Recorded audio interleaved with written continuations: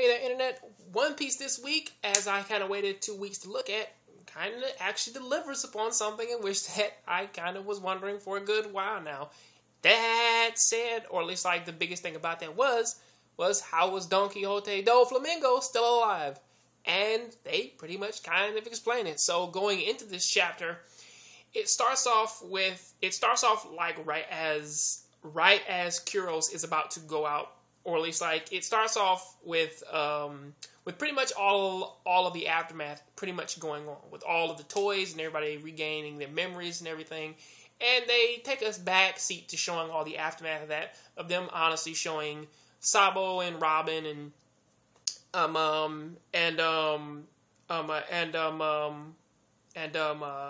Koala.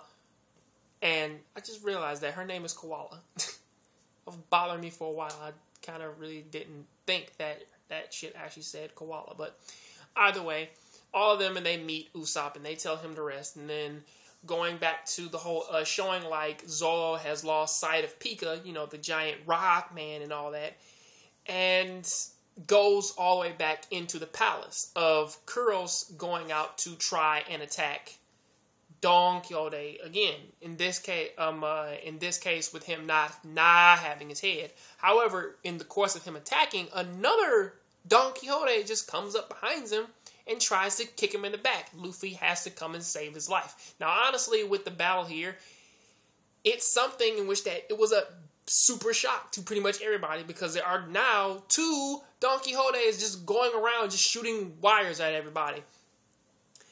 Which, honestly, I will be perfectly fair here. A while ago, I did honestly say that Don Quixote was a cloud man, which I did kind of fuck up there, because originally I kind of fucking forgot, and I mostly was thinking about him using the clouds to swing on with his wire ability, and it kind of went by my head. I'm sorry about that. But honestly, for what happens here, he uses those fucking strings. As he kind of puts it, he has another body, or at least like, he has another person's body dressed up just like his and everything else, and he uses that like a puppet as he sits off in the background. Pretty much he uses this body as a forefront to pretty much, if anybody ever tries to attack him and bad shit happens, he just kind of has this little puppet body in which that he kind of just controls and makes do all this other shit. And from that, he pretty much uses the puppet body to pretty much one-up Luffy of him using a double team attack to kind of push him toward, to kind of like knock him off balance and hit him in the face and catch him like that. And then pretty much after Kuros and Luffy are down, he tells Pika to pretty much take everybody else and get them out of the palace. And that is what he does. He throws everybody else out of the palace and then turns it into this gigantic pedestal in which that Don Quixote uses this to activate the bird cage. And this is another build-up point in which that they were kind of alluding to in the last chapter of what was the bird cage. And from what I can tell, the bird cage is this gigantic thing, or at least like a bunch of wires they pretty much cover the entire town. And as they cover the town, everything within that cage, Don Quixote has the ability to fire down wires and connect them to people's bodies so that he can pretty much control them to do whatever he wants.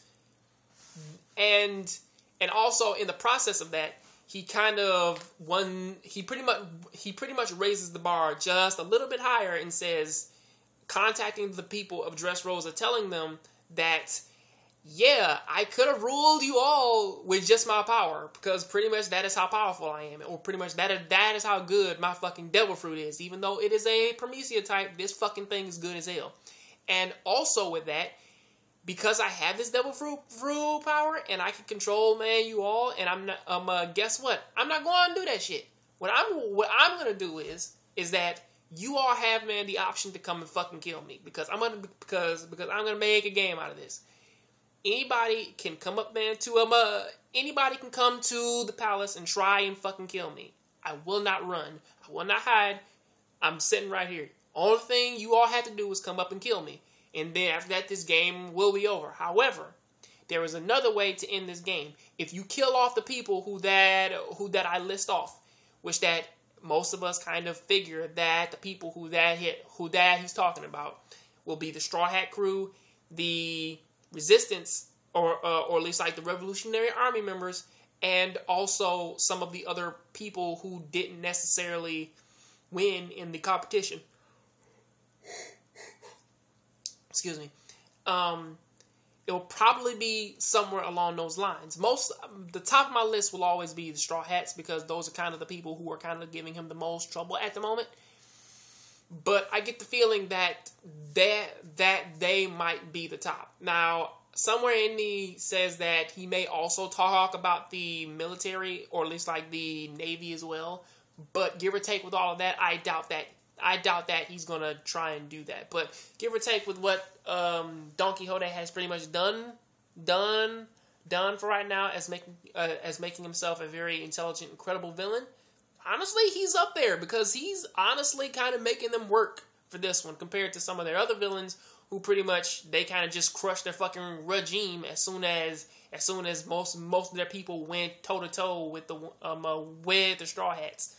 Now, I'm not necessarily discrediting any other villains, but with what is going on right now, yeah, man, Don Quixote, DoFlamingo is a fucking he is a very, very, very threatening villain, especially since that he's been shown ever since the beginning. So, pretty much that's what I got to say about that. What do you guys think about it? Did you like this chapter? Did you hate it? Did you love it? Please tell me down there in the comment section. I'll catch you on the next John Graves show. So please keep watching anime, keep playing video games. I am out.